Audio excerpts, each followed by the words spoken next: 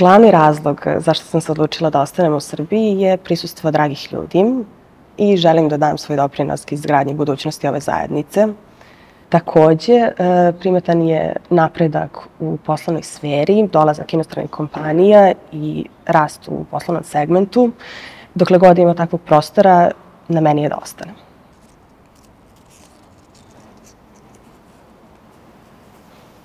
Kako je izgledao tvoj prvi radni dan?